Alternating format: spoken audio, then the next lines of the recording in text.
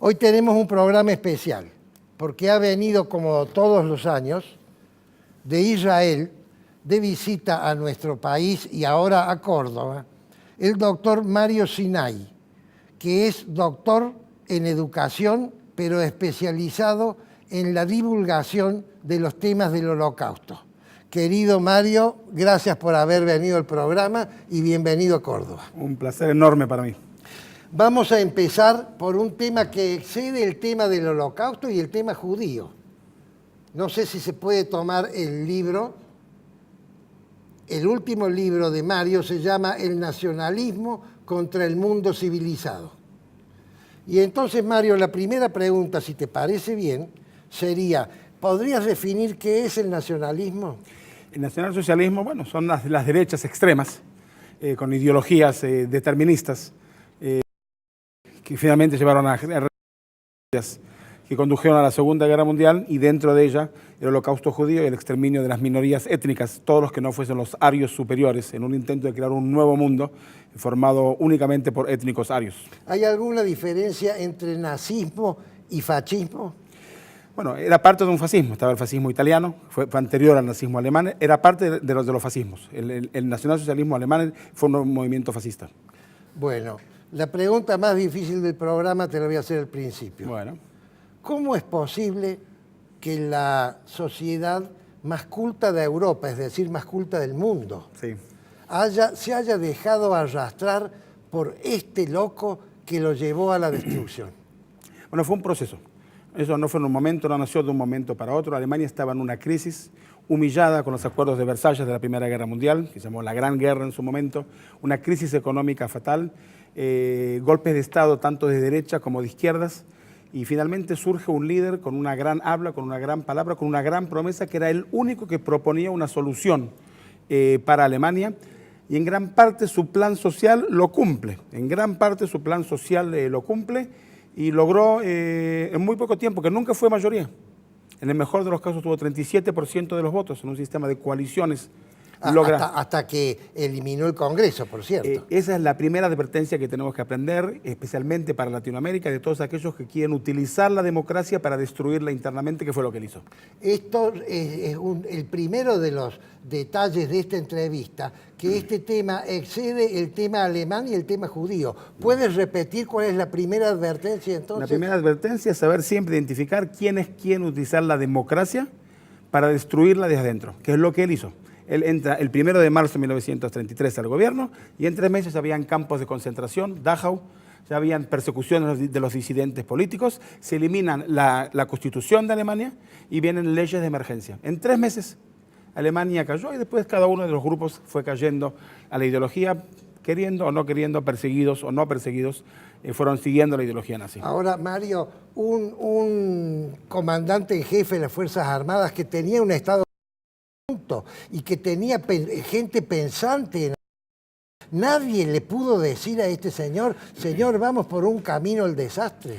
Bueno, no es exactamente así. Hubo oposición en Alemania, una oposición que no llega a resistencia organizada, pero hubo también muchísimos métodos de presión de esa oposición. Pero las primeras víctimas, eso, lo segundo que quiero decir, la primera víctima del nazismo, a mi juicio, fue Alemania. ¿Por qué? Alemania, que ya tenía 20 años de democracia, la República del Weimar, fue la primera víctima de Alemania. Se suspendieron todas las...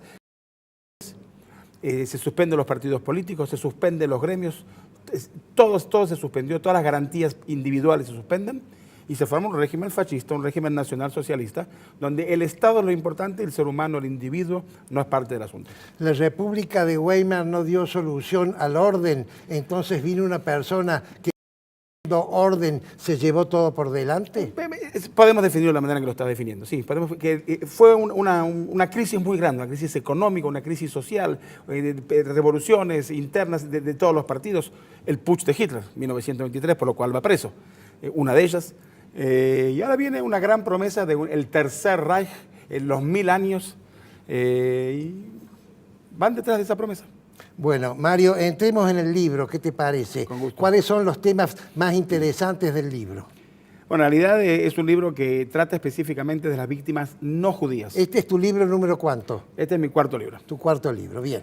Sí, y gracias. Y este libro específicamente habla, por eso lo llamé El nacionalsocialismo contra el mundo civilizado, son todas las víctimas no judíos. Porque normalmente asociamos el holocausto con los judíos, lo cual es correcto. Pero tremendamente una capa muy grande y muy profunda de víctimas no judíos. Disidentes políticos, discapacitados físicos y mentales, homosexuales, gitanos, testigos de Jehová, comunistas y socialistas. Hubo toda una persecución de un mundo entero no judío que fueron víctimas de las garras del nazismo. Eso nos tiene que servir a nosotros para aprender entonces. Cuando nosotros vemos que la persecución excede en gran medida lo que al principio parece para una sociedad loca, por supuesto, un tema puntual, pero termina siendo de todos, me recuerda aquella famosa anécdota, vi cortar la barba al vecino y no dije nada hasta que vinieron y me la cortaron a mí. Qué barbaridad, ¿no? En realidad también, hablando de ese tema, la primera víctima después de Alemania fue Polonia. Que lo primero que hace el nazismo como ocupante de Polonia cuando comienza la guerra es la operación de la inteligencia, la operación llamada AB, en el cual mataron a todo aquel que podía haber ofrecido resistencia política, educativa, jueces, gobernadores, profesores de la universidad. Un cuarto de la curia polaca fue asesinada por los alemanes. ¿Cuántos judíos habían en Polonia antes de la invasión alemana? En Polonia habían 3 millones de judíos. 3 millones de judíos. Que era un 10% de la población. Habían 30 millones de habitantes en Polonia, un 10% eran judíos. ¿Y cuántos judíos hay en la actualidad? ¿Hoy en Polonia? O cuando terminó la guerra, quizás hayan ido ahora. Hoy en Polonia es un número que está en discusión, pero hay entre 1.000 y 2.000 judíos en Polonia. ¿Podés repetir los dos números, Mario, por favor? Sí, hubo 3 millones de judíos en Polonia. ¿Y hoy cuántos hay? Entre 1.000 y 2.000 en el mejor de los casos. Qué barbaridad. El exterminio fue total. Nos quedaron más sobrevivientes. Cuando termina la guerra quedaron 250.000 sobrevivientes. Un 10% de los judíos sobrevivieron. La mayoría se fue después de la guerra. Quienes a diversos lugares de Europa. Quienes a Israel, que en ese momento era el mandato británico de Palestina. Sí. Quienes a los Estados Unidos. Una gran parte también a Sudamérica. Sudamérica abrió sus puertas a la migración. Tenemos que reconocerlo. Fundamentalmente Argentina. También abrió la puerta a los nazis. Pero Sí. también a los judíos. Abrió la puerta desde Argentina hasta México. Sudamérica abrió las puertas a la migración, es algo que tenemos que reconocerlo. Bueno, el pollo me roba los minutos, ¿viste? Así que tengo que ir al tema final, si vos estás de acuerdo, si no, puedes cambiar de tema. Hay un rebrote del nazismo en el mundo occidental. Vemos brotes en Hungría, vemos brotes en Bulgaria, vemos a uno que otro brote también en Grecia. Son preocupantes, sí nos preocupan. En Austria, sí, un gobernador en Austria pro-nazi. ¿Cuándo decidiste que tú ibas a dedicar tu vida a difundir los temas del Holocausto? Bueno, en toda mi vida estuve impregnada del tema del Holocausto. Somos sobrevivientes no directos. Mis abuelos ya habían llegado a la Argentina antes, habían emigrado antes de la guerra a la Argentina. ¿De Polonia? De Polonia, pero dejaron a toda su familia en Polonia. La última carta que recibe mi abuelo de su padre, o sea, mi bisabuelo, le pregunta, ¿podemos ir a la Argentina? Y mi abuelo responde, todavía no. Después nunca más los volvió a ver a ninguno de la familia. Entonces siempre mi vida estuvo alrededor de ese tema. ¿Ese todavía no fue antes de la invasión? La última carta se recibió en julio de 1939, que él escribe de Polonia, y mi abuelo le contesta, todavía no, todavía no. Y siempre mi abuelo, cuando nos encontramos, había un ritual, me daba un chocolate amargo, el Susar, el amargo, y nos decía, nunca le digas que no a tu papá, mira lo que me pasó a mí. Era el ritual siempre, la despedida de mi abuelo. Nunca se perdonó haber dicho esa frase. ¿Cuántos hijos tienes, Mario? Tengo 2 hijos. Dos hijos. Sí. ¿Vos le has transmitido a tus hijos el tema del Holocausto o las nuevas generaciones ya ven esto como una historia del pasado que no les afecta personalmente? No, primero sí, se lo he transmitido a mis hijos y hemos estado juntos en Polonia. Ellos han ido con los colegios, todos los colegios israelíes hacen la visita a Polonia. Han estado conmigo como familia, hemos recorrido los sitios. En el mundo judío el Holocausto es parte de una cadena de la historia judía, a la identidad judía, y está muy bien estudiada el tema del Holocausto. Se lo mantiene, mantenemos la memoria, somos el pueblo de la memoria. El pueblo de la memoria y mantenemos la historia. Entre 3 semanas estaremos festejando la fiesta de Pesaj. Recordamos la salida de Egipto y cuál es lo grande. Y le contarás a tus hijos, y cuanto más mejor. Y la segunda dirección. Ese es el mandato, digamos. Y el segundo mandato es que cada uno tiene que sentirse como que él mismo estuvo en Egipto. O sea, yo cuando celebro la noche del Seder de Pesaj, que es la noche de la Pascua judía, que nosotros conmemoramos la salida de Egipto, el Éxodo, cada uno tiene que verse a sí mismo como que él fue esclavo en Egipto. Un evento que ocurrió hace 3.337 años.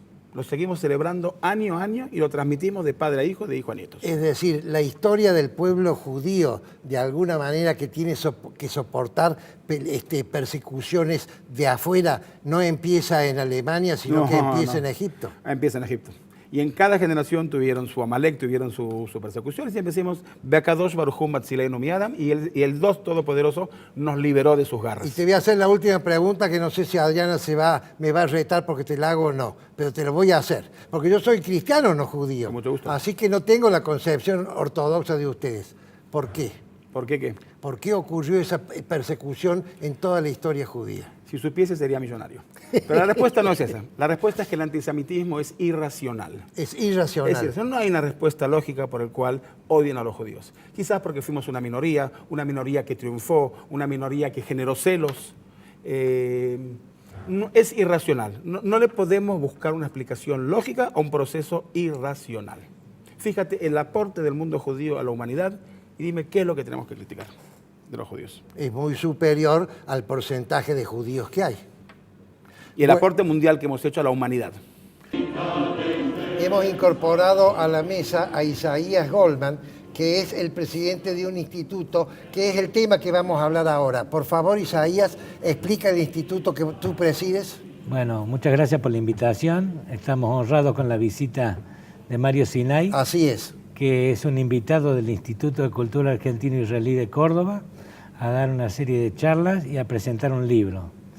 El libro se presenta mañana en la legislatura, en la sala Regino Maders 1830, y después hay un periplo de charlas con gendarmería, con la policía, sobre este tema tan apasionante que es la Shoah, el Holocausto. Bien, vos sos el presidente del ICAI, sí, y sos judío. Sí. ¿El presidente anterior era judío? No. ¿Qué era? El presidente que ahora es presidente honorario es el doctor Carlos Rezónico, que es católico. Que es católico. Entonces quiero entrar al tema del ICAI, de la Comipaz y de Andalucía.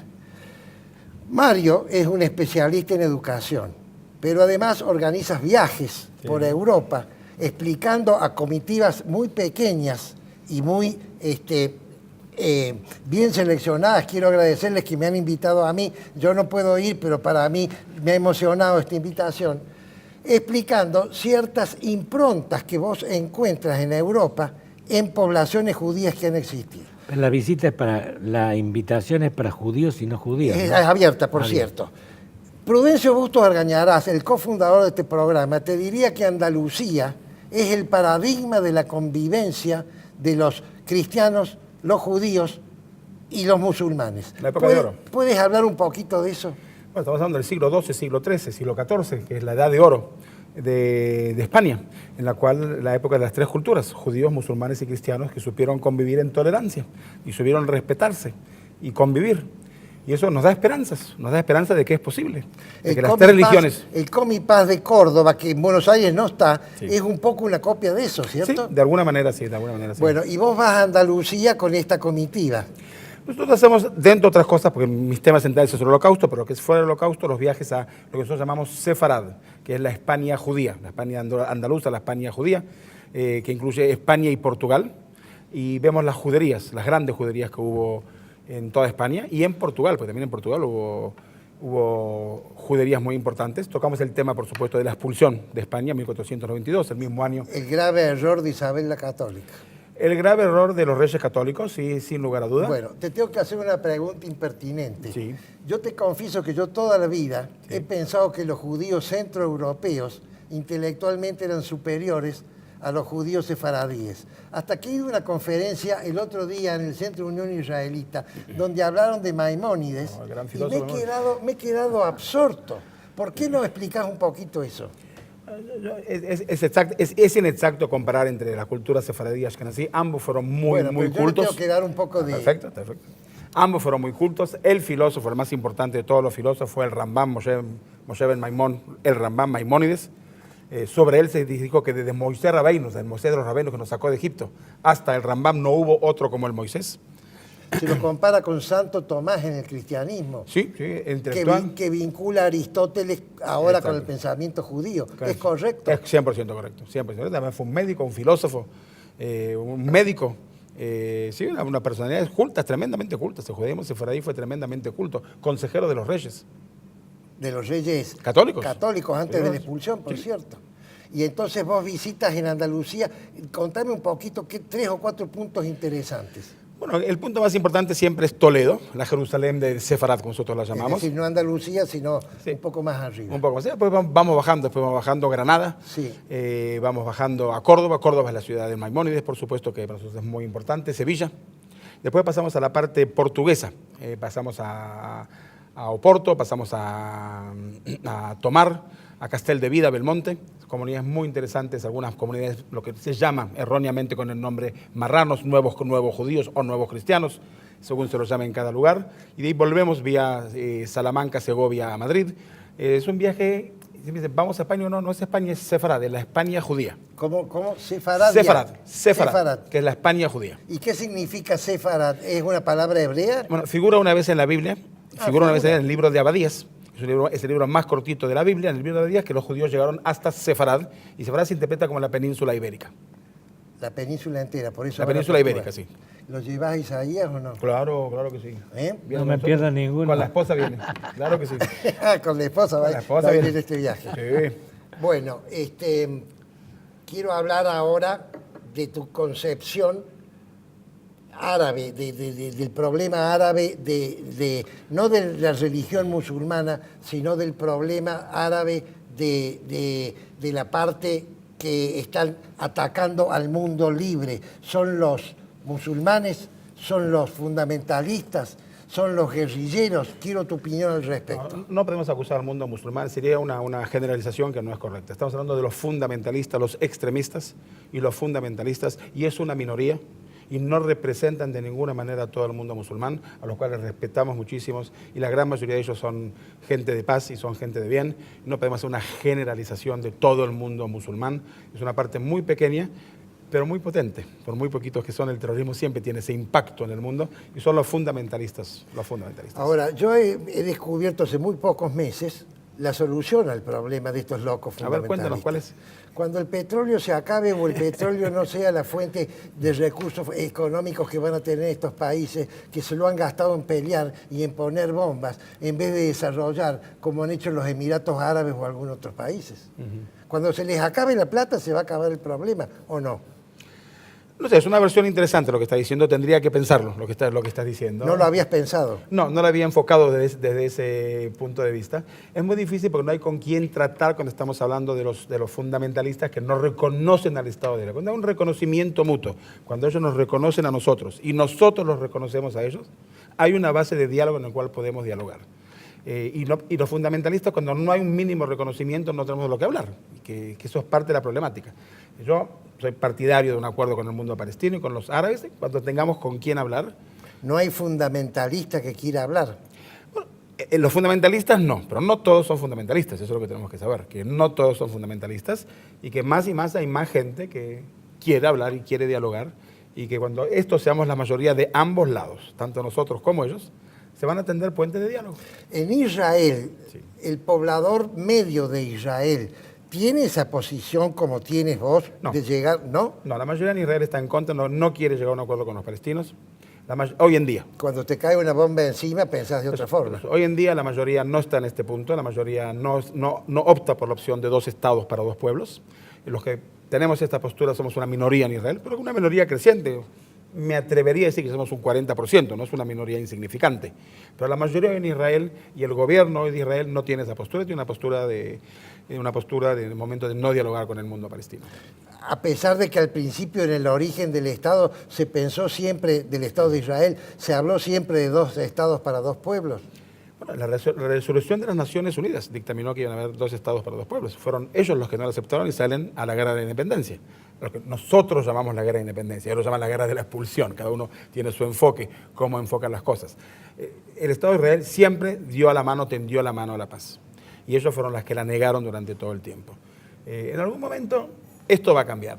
los cuerdos que queremos la paz, que no queremos seguir matando ni que nos maten y que no queremos que nos maten nuestros hijos. Vamos a ser mayoría y nos vamos a sentar en la mesa y vamos a dialogar y vamos a encontrar solución. Solución hay. Siempre hay solución cuando hay buena voluntad. Las soluciones que hacemos son two-state solution, 2 estados para 2 pueblos. ¿Hay árabes ciudadanos israelíes? Bueno, en Israel tenemos 3 tipos de personas. Tenemos israelíes judíos, tenemos otras minorías, tenemos árabes israelíes. 1 de cada 6. 1 de cada 6. 1 de cada 6 son ciudadanos del Estado de Israel. Es un porcentaje altísimo. Sí, en estos momentos tienen 12 miembros en el Parlamento de 120. O sea, son un 10% de parlamentistas en el Parlamento de Israel. Y además tenemos otros 2 millones de palestinos que no tienen la ciudadanía de Israel, en Judea y Samaria. Y había otro 1,5 millones en la Franja de Gaza, de los cuales nos hemos retirado unilateralmente de la Franja de Gaza. Si en la Franja de Gaza, en vez de gastarse la plata que se gastó para pelear contra Israel, hubieran hecho hoteles y lo hubieran convertido, como han hecho los Emiratos Árabes, en un nuevo polo de turismo, ¿no hubieran solucionado el problema? Parte del problema, sí, definitivamente, sí. Es decir, en el fondo el problema es un problema de una posición de que no se quiere ceder posiciones.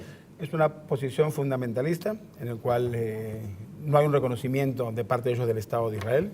Y sí, es una posición muy difícil de dialogar, o sea, de tender puentes ante esa posición. Última pregunta, querido Mario. En Israel, las nuevas generaciones, a mí me preocupan mucho las actitudes de las nuevas generaciones. Estoy pensando en Argentina, ¿cierto? Sí. Que ya es un Estado que está consolidado y que es un Estado que ha sido exitoso. ¿Se ha perdido quizás la sensación de que hay que tener más esfuerzo para conseguir los logros y ahora lo que se quiere es una vida más cómoda? Bueno, creo que eso es un proceso global en todo el mundo, que los jóvenes quieren una vida más cómoda y más económica y con menos problemas.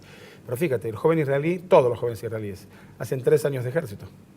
Vos tienes el grado de mayor. Yo soy mayor en el ejército. Yo soy subteniente, así que te voy a pedir permiso para permanecer en la sala. Bueno, las chicas hacen 2 años de ejército. ¿Vos sos liceísta? No. Las chicas hacen 2 años de ejército. ¿Ok? Y todo el mundo va con una sensación de que es lo que tenemos que hacer, es nuestro deber, es nuestra parte de cumplimiento con la patria, y esa sensación sigue estando. Somos un gran país de high-tech. La mente judía sigue creando esas grandes inventos de alta tecnología. Yo viajo mucho en taxi, estoy en Buenos Aires y siempre pregunto, ¿usted usa el Waze? Le digo, es tecnología israelí. ¿Usted tiene teléfono? Sí, bueno, todo teléfono celular tiene tecnología israelí, de la compañía Intel. Realmente hay tecnología israelí, la cabeza israelí sigue creando. Sí, hoy en día la juventud en Israel, creo que en todo el mundo, creo que es global, busca un futuro mejor y busca esas comodidades. No es la generación pionera que vino a trabajar la tierra y a crear florecer los desiertos. Hoy en día la juventud ya menos lo ve desde ese punto de vista. Última pregunta, Mario. ¿Israel es un lugar agradable para vivir o es un lugar de esfuerzo y sufrimiento? Son ambas. No es o esto o lo otro. Es mi país y yo lo amo, es mi país por elección y yo lo amo, mis hijos son israelíes y es un país divino. Y es un país difícil de vivir en él. Difícil de vivir con un idioma complicado, con una sociedad complicada, con un conflicto militar con nuestros vecinos. O sea, es tan bien y tan bien. Yo creo que son los lugares más lindos del mundo. Bueno, doctor Mario Sinay, doctor en educación, especialista en difundir la Shoah. Te agradezco que me hayas conseguido un minuto. Sí, ¿puedo decir un segundo? Por supuesto. Cuando yo comparo un poco Argentina y me preguntan por qué nosotros no podemos resolver nuestros problemas intestinos, la grieta y todo eso, cuando vos le preguntás a un israelí, che, ¿cuál es el secreto para todo eso que comentaron recién? Y el secreto que yo he escuchado es, tenemos un solo Israel y lo tenemos que cuidar. Claro. Ese es el secreto. Es verdad.